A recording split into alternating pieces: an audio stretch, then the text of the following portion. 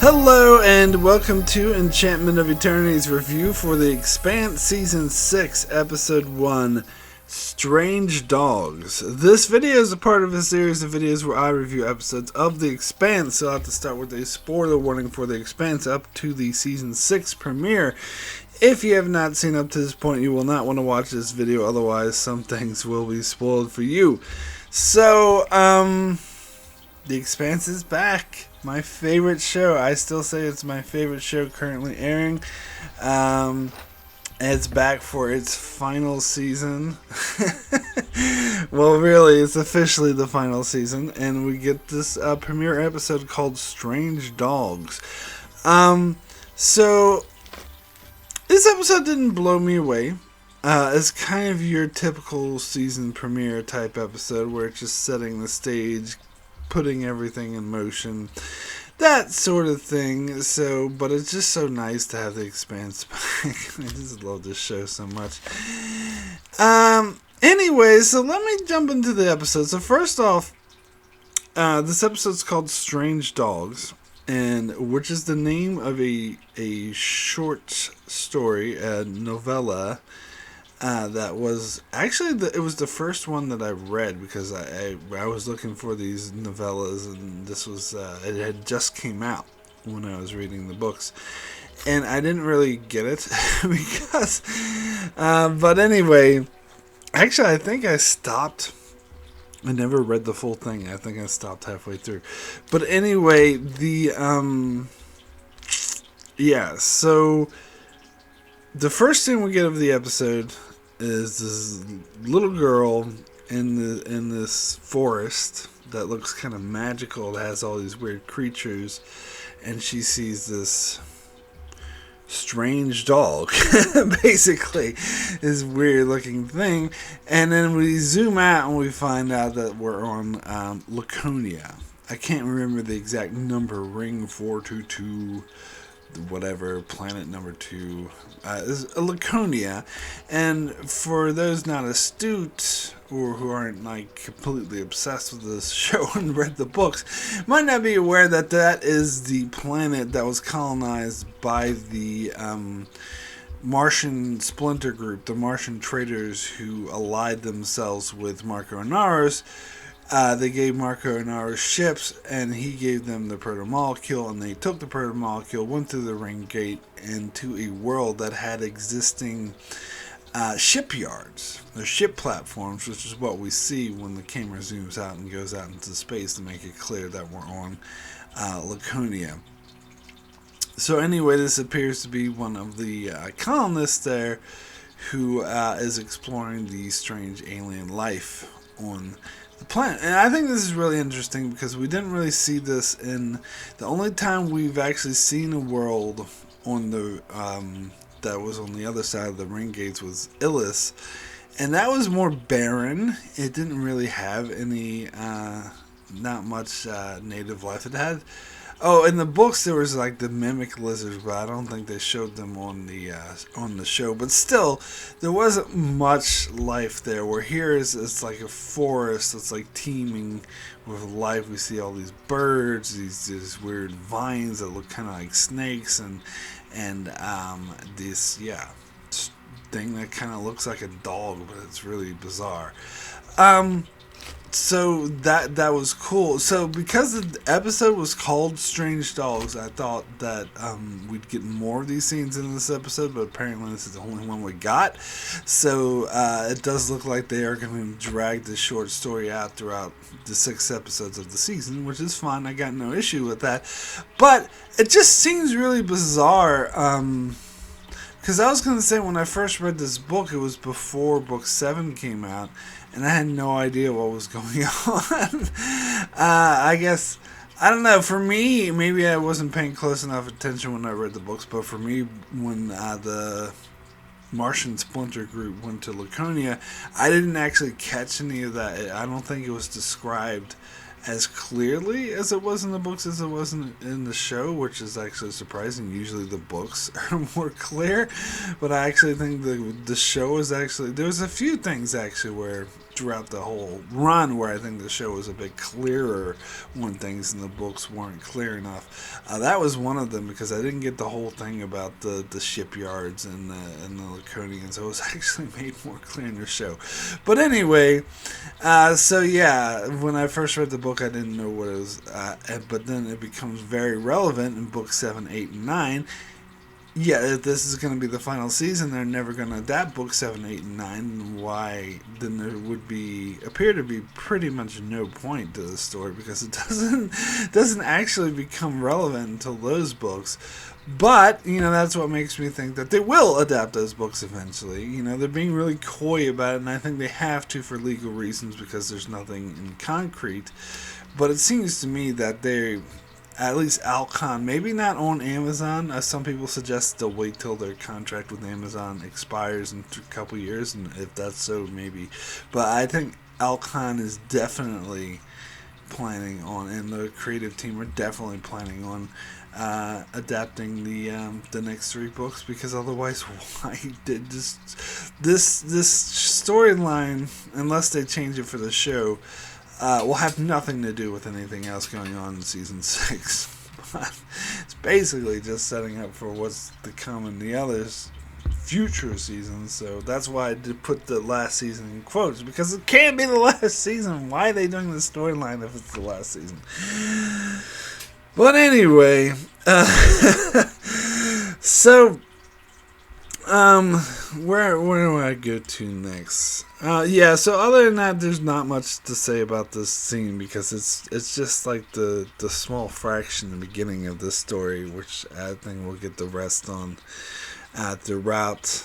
If I want to give a slight spoiler for this short story and say why that bird was, because if you're wondering why the bird got sick and why she was freaking out, it's because she gave, and you might be able to figure this out on your own, but it's because she gave the bird human food, earth food, which is incompatible with an alien world where this species evolved separately, and of course, so that food is poison to them, because so that's why that was the issue. And of course, she's a young girl and she doesn't realize what she's doing, and so she starts freaking out when the bird gets sick and dies.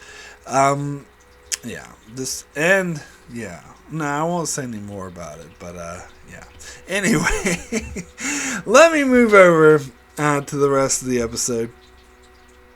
Let's go to where am I going to go to first? How about Marco? So, the episode starts where it gets, has like all these news reports, and I think, it's, some people see it as a narrative cheat, but it's effective. It works in a lot of times of getting the viewer up to date, because apparently it's been 6 months since the ending of season 5, so we need to know, what's been going on. And they present this scenario, which I guess I kind of spoiled in my season 5 reviews, because I was hinting at it, because I thought that's the way it should have been in the second half of season 5. I still think it kind of feels mismatched to me, but the scenario is that Marco pretty much has free reign, and he's ruling the whole solar system. And at the end of season 5, they kind of gave the impression that he was like still struggling and is a ragtag. That the UN and the Martian forces are still greatly outnumber him and can easily defeat him, which I tried to argue against because I had the foreknowledge of the books, but I think they should have made it clear in season 5 that was the case, so it wouldn't seem so mismatched when we begin the season, and it's very clearly the case. And then make it clear because the Anaros keeps throwing rocks at Earth, and he throws so many constantly, and even though they're not hitting Earth, they like break them up in orbit. Like the fragments are still hitting Earth, and the fragments are still causing issues, and they keep basically the bulk of the UNN fleet around Earth to shoot down all these rocks, and so they're pinned there basically. And of course, the Martians can't do much because half their fleet disappeared. The Laconians stole them and went through the gate, so they can't put much of a fight either.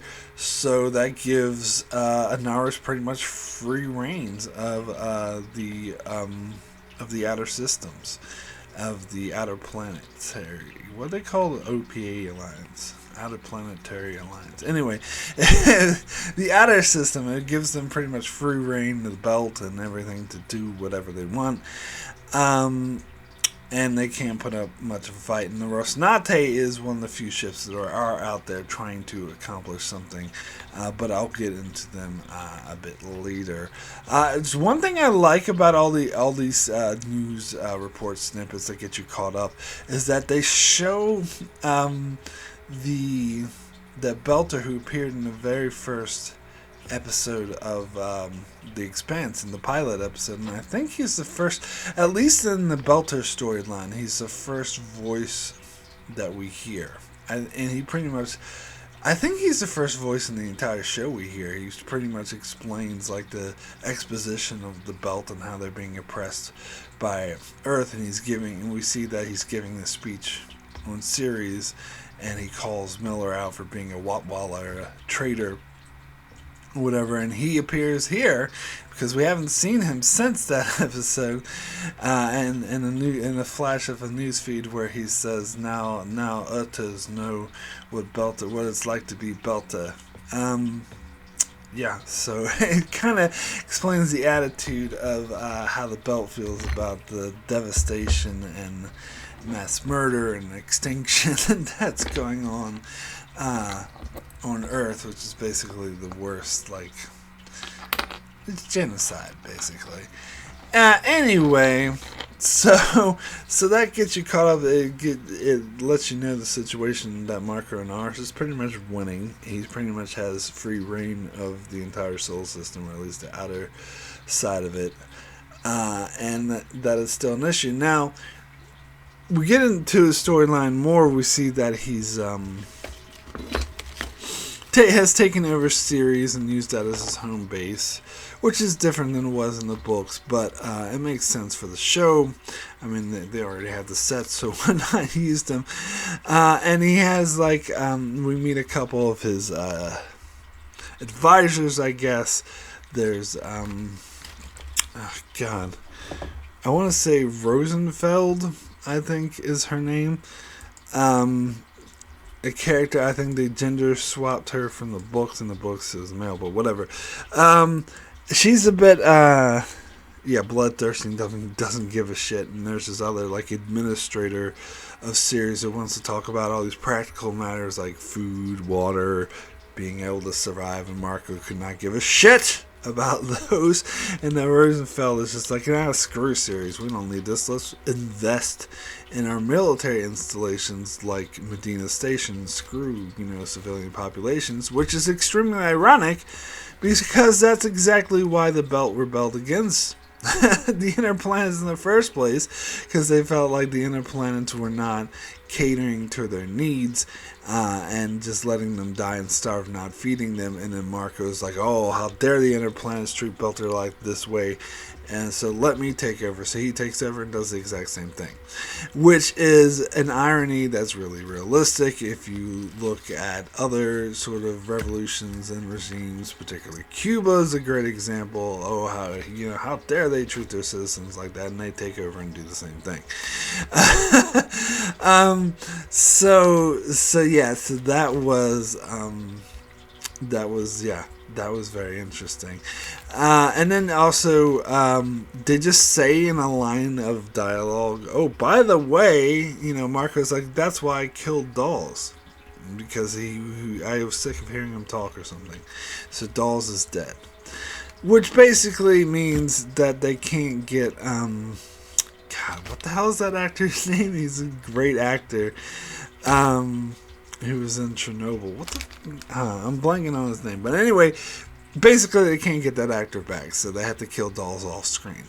And I heard in an episode of podcast Tying That Guy, where one of the producers of the show and authors of the novels, Ty Frank, does a podcast with Wes Chatham, who plays Amos, and Ty Frank mentioned that, God, great actor, what's his face, wants to do The Expanse, but he's just way too busy with all these other projects, and every time they try to get him, he's already got another project going and can't do it. So that seems to be the case. I was hoping, because Dawes did play a part in the books, even though they made his character so different in the show, I was hoping that they would find a way to fit him in this final season, but I guess his schedule conflicts made it impossible, so they just said, oh yeah, we killed him off screen, which is disappointing, but I mean, it's understandable. Like, what are you gonna do about that? Like, you can't really do anything about that if you can't get the actor,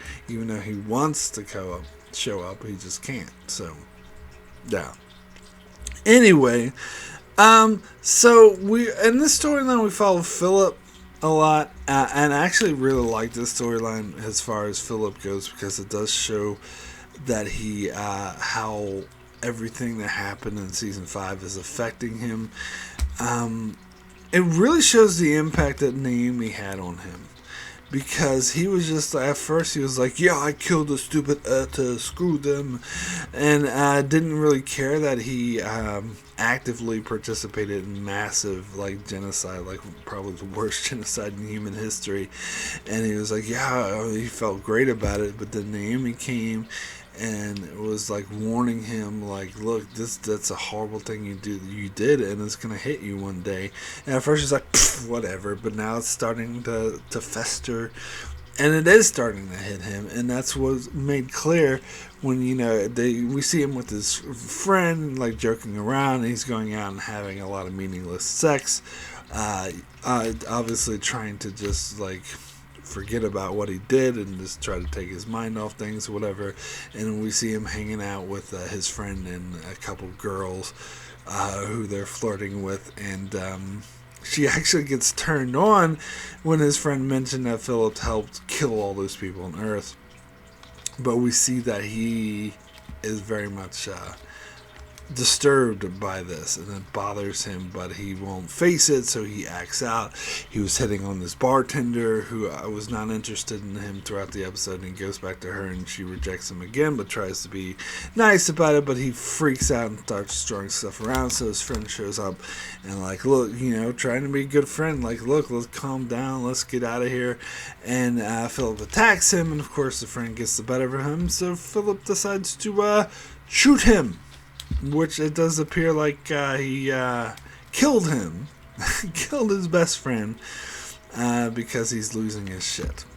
So this is going to have dire consequences for Philip. Also, we kind of see how Philip's relationship with his father is going, because when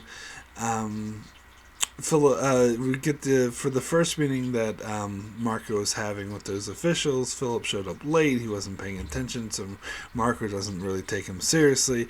And then when Marco was talking to Rosenfeld about how they're just going to neglect the series, Philip is like, no, you gotta feed the people, this is what we're meant to do. And Marco's just like, let's find someone else to talk in private where this guy isn't fucking around. So it shows that Marco doesn't really have much respect for Philip at all, and he was basically just using him before. When he doesn't have use for him, he doesn't care about him. That's kind of manipulative prick that Marco is, which again I really like. I think, yeah, so I'm really fascinated by this story. I think it's a great character story. I'm really interested to see how this all plays out. So next let's go over to Holden. So I touched on before how the inner planets is sort of penned in protecting Earth, but Holden is the Rosnate is one of their assets that they have that is traveling the outer planets. But basically And we get it clear that they're basically demoralized, that they're going around hunting Marco's people, but they're not really making any progress in the big scheme of things. They're just, destroying a couple ships here and there, and it's not really making a difference, and they're getting really demoralized. And this is an interesting place to start with this crew, that Naomi in particular is really having a hard time, and she's really not in a good place. She's really feeling the loss of Alex, which she blames herself for, because he was trying to rescue her when he died. And she's also admits to Holden that she is she doesn't know how much longer she can do it, because she's basically having to hunt down all the people that she's known and loved throughout her whole life, and turn against her own people. That combined with, and you can see like in the one scene we got where Holden was found the drive on the planet, and it started, the reactor started, which was a really cool scene. I like how the metal tool, whatever it was, kept like banging against the thing to show that the magnetic reactor had started, was powering it up, and it made the whole scene like way more intense. And Holden, and she was yelling at Holden to get out of there, but he refused to do so because he felt like it would have been a waste of time, that there was no way he'd get away in time, that his best bet was to try to deactivate it by just banging on it. And so that was a really intense scene, but you can see how this really freaked Naomi out, and how she couldn't handle it because of the loss of Alex, and she couldn't, at the thought of losing Holden as well, was something that she couldn't bear. So she was completely like losing her shit and being irrational, where irrationally just yelling at him to run, where Holden was actually correct that he did the right thing. Had he ran, he would have died, but because he just stuck with it and tried to knock the thing out, he managed to save himself. But yeah, it's showing how she can't take it. Also, it's funny because we also see how Naomi is very poorly reacting to Clarissa's presence on the Rosinante, which is funny because you think Holden would be the one who would have the biggest issue with her, since she tried to kill him and framed him for murder and blew up a whole ship back in season 3. But Naomi's actually the one who has the bigger problem with him, because she thinks that Amos is just trying to replace Alex, and Amos tries to explain to her that that's not the case. But Naomi just hates having Clarissa around. And Clarissa pretty much like just hides in her own corner and just hangs out with Amos, because I think she knows that Holden and Naomi don't really want anything to do with her. And Amos tries to convince Naomi to give her a break, because when Naomi did shit that they didn't like, they eventually gave her a break. But Naomi's not having it, and just tells Amos that he should probably be somewhere else, and he's like, yeah, I think I should. So the situation's tense with the Rosinante family. It's not going well or according to plan. And it's interesting, we get a scene where Holden sees the Barkeith, the ship, the Martian ship that was going to Laconia at the very end of season 5 that we saw disappear in the ring gate and get eaten up. He sees that effect from the outside perspective, and recognizes the effect as very similar to the anomaly thing that they saw on Illis, that weird bullet thingy. And so he thinks there's something up with that, where Amos is trying to dismiss it out of hand, being like, this doesn't matter, it doesn't make a difference. And it's interesting that Amos tells Holden that he would be just drinking himself silly on Luna if it wasn't, but the only reason he's going with Holden is for him, is to be there for him. Which is interesting that Amos has that defeatist attitude as well. But yeah, so Amos dismisses that whole thing out of hand, and not important, but it seems kind of important to Holden, and It seems kind of important to me, so we'll see. Yeah. So that also all that was interesting. Okay, so then we also get Drummer in this episode, and we see that she is being hunted by bounty hunters. We saw in the Marco scenes that he has a bounty out on her and the Rosnate, and he just upped it by 20% because he like desperately wants to bring her in. And we get this intense fight scene where they have to destroy and outwit this bounty hunter, but they lose a ship in the process because Michio, who is one of the two people that went with Drummer when their family split up at the end of season 5, she messed up, and the other guy who went with Drummer, Joseph, convinces Drummer that Michio is not cut out for this kind of life and that they should just forget about it and drop her off, which is very sad. It was a sad scene, and it feels like the show is trying to just didn't like this character and just wants to get rid of her. Maybe the actress didn't want to be in the whole season. I don't know, but I'm sad about that. I'm disappointed. I feel like because there were 6 of them last season, and then one died, and then the other 2 left. So there's only 3 left, and now they're getting rid of one of those 3. So it's just going to be Drummer and Joseph. Which, Joseph is okay, but I think it's better if we have more people. I'm kind of pissed off that they're getting rid of Michio. She seemed like she could handle herself last season, or at least, she knocked out Coral, or Carl, whatever her name was. But, yeah. Okay, so Michio's going as well, so it's just going to be Drummer and Joseph, which I'm disappointed in. Now, there's also, if you're unaware, they're doing these 5-minute vignettes, 5-minute like mini episodes to go in each episode. And at first I couldn't figure out how to watch it, but if you while you're watching the episode on Amazon, if you pause it, there's a little thing in the corner that says X-ray that has like cast list or whatever, but there'll be a little button that says bonus features or something like that. You click on that and it takes you to this 5-minute episode, and the one this week was for this storyline involving Drummer and Michio and Joseph. And so in case you haven't seen it, I'm not going to spoil that, but I would recommend watching it. It just enriches sort of the character story, and it makes something very clear about Drummer, which I wasn't clear about before, but this makes it extremely clear.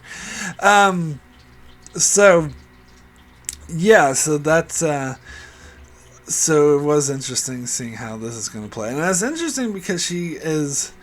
Now, I'm a bit familiar with the solar system and the different planets and moons and stuff. I don't know if everyone would catch that a Drummer suggested going to... Or no, Joseph, I believe, suggested going to the science station on Triton. And Drummer did mention that that's a long way away, but... Triton is a moon of Neptune, and that's a super, super long way out of the solar system. That's like way out of the way. Like the ring gate, for reference, that's not even that far out. It's between Uranus and Neptune's orbits. So that's like, or was it Saturn and Uranus orbits? So then it would be like even further out. But yeah, well, at first he suggests going to, I think Drummer suggests going to Ipius, which is the moon of Saturn. But I think it was Joseph who said that they could never get there because there's too many eyes, and then suggested going to Triton instead. So they're really going out of their way to she really shows how desperate their situation is. It doesn't make sense to me that they didn't just team up with the Rosnate and the UN forces after helping the Rosnate escape at the end of the last season, but whatever. I'm sure this has something to do with plot contrivance, but that's all good. But still, yeah, it's a very interesting situation that they're in. I don't want them to get rid of Michio. I hope something comes up where Michio doesn't leave, but we'll see. Anyway, I think all that's left is to talk about good old Avasarala. Now we get the situation on Earth. We see just how desperate it is, which I think they're driving it home even more so than they did last season. That all of the tiny asteroids that keep hitting Earth are causing a cumulative effect. They're poisoning the air, making blocking out the sun, and it's just going to cause basically extinction level event. Not to say that the whole human race on Earth is going to get extinct, but it's it's a huge issue, and I think this is something I don't think season 5 made clear enough. I think it was kind of downplaying, except for Amos's story. Outside of it, they kind of downplayed just how terrible these rocks being thrown at Earth was, and how of course Marco continues to do so as still absolutely horrible thing, and something that Avasarala is really demoralized about. And we see that Bobby Draper is her assistant, basically, and later we see her flat out say that she doesn't like the job. She's like, you're not happy in this job. She's like, yeah, okay, I'll quit. She's like, no, I didn't say that. But anyway, we also get a scene where we see Monica Stewart again, and she's asking hard questions and trying to grill Avasarala and saying, are you going to make an armistice with Marco? And Avasarala's just like, no, the only thing I want to hear from him is his unconditional surrender. That's it. And it does show that she is taking a hardline approach to Marco, but not as hardline as that transportation minister, what was his name, Preacher? Anyway, he so he was just like attacking Belter civilians, and he blew up Palace Station, which we actually saw in that opening montage. That was a huge driver to galvanize the Belt to support Marco, which is exactly what Avasarala said would happen. She was absolutely correct. That was like one of the worst mistakes they can make, and it's actually made Marco a hell of a lot more powerful because of it. And so she's taking a lighter approach from that guy, but she still absolutely refuses to listen to make any sort of peace deals or any kind of deals with Marco, and just wants to defeat him and see him dead. So she wants to belt her civilians, and she wants to align with them and make peace with them, and wants to consider their position, but she has absolutely no regard for Marco whatsoever. And that is interesting that Monica Stewart is kind of framing it that way. But I do like that Monica addresses Bobby Draper and says, like, oh, you know what I really like about you? You suck at lying. Because I'm sure Monica's had more dealings with Draper as the role of Avasarala's attaché or assistant. But I am reminded that Monica actually was saved by Bobby Draper way back in season 3, and I don't know if they formally met, but because Monica Stewart was with Anna trying to get the broadcast out when the ring gate to convince all the ships to power down, and Bobby Draper and the Martian Marines went to kill them and stop them, but Bobby Draper is the one who changed and helped defeat the other Marines or whatever, and she got shot. So these two kind of know each other from that. So that's just I just was in the back of my head, which is really interesting. Well, anyway, so this storyline ends with Avasarala giving one of her great, monologues where they do like a montage over it, and saying how we're beaten, defeated, and basically saying that they just need one big win. And that she has an idea for this, and apparently it involves Bobby Draper being a Marine again and doing, instead of just an attaché or assistant or whatever, and doing what she's meant to do. And this of course comes in the heels of the information she got from Holden that he found out that there is a spotter, a singular ship that Marco has that is throwing all these rocks, or at least guiding all these rocks to Earth, and that they take this ship down, then he'll no longer be throwing rocks at Earth, and so that will free up the UNN fleet to go help fight him rather than being stuck on Earth. So obviously her plan has something to do with that.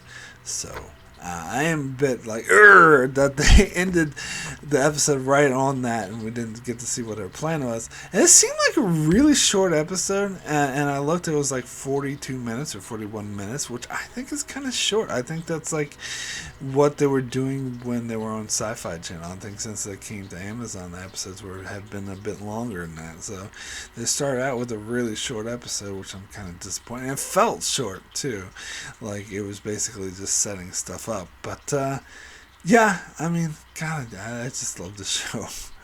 So anyway, my rating for Strange Dogs out of 10, I'm gonna give this an 8. Extremely good.